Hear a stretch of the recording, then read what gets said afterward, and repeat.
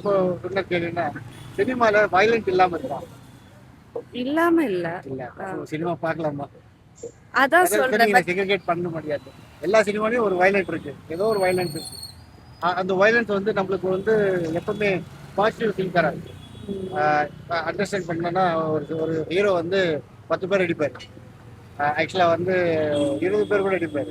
அது ரியாலிட்டியில இருக்காது, நடக்காது. ஆனா கடவுள் வந்து நம்மள ஹீரோவா இருக்க சொல்றாரு. எப்படி இருக்கு என்ன சொல்றாருன்னா, இப்போ ஒருத்தருக்காக ஹெல்ப் பண்ணணும் அப்படின்னா நம்ம பல தியாகங்கள் பண்ற மாதிரி இருக்கும். அதுதான் ஆக்சுவல் ஹீரோயிசம். இப்போ சினிமால அது கிடையாது. அது இல்ல. இல்ல 100% இல்ல. அது நம்ம என்டர்டைன்மெண்ட் மட்டும் தான் பண்ணுது. அந்த என்டர்டைன்மெண்ட் கடலுக்கு கொண்டு போவோமா கொண்டு போவோம்.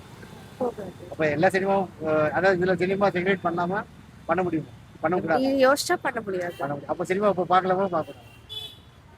பார்க்க வேண்டாம். ஓகே, பார்க்க வேண்டாம்னு நீங்க சஜஷன் கொடுங்க.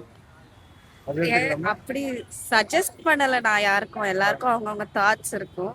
அவங்களே வீட்டுல போய் யோசிக்கலாம் நமக்கு தேவையா இல்லையா. இப்போ இப்போ நீங்க கேட்டீங்களா கரெக்ட், ஒரிஜினல் ஆன்சர் என்ன? பிப்ளிக்கலா பார்க்கலாம். பிப்ளிக்கலா சினிமாவை பார்க்கலாமா? இன்னும் இப்போ ஒரு கிறிஸ்டியன் வந்து பார்க்கக்கூடாது, அது மாதிரி சொல்லுவாங்க. கிறிஸ்டியன்ஸ் வந்து சினிமா பார்க்கக்கூடாதுன்னு சொல்லுவாங்க. அதே இந்த கிறிஸ்டியன்ஸ் சினிமாவில் நடிக்கிறாங்க, நாடகத்தில் நடிக்கிறாங்க, அப்படி பண்ணலாமா?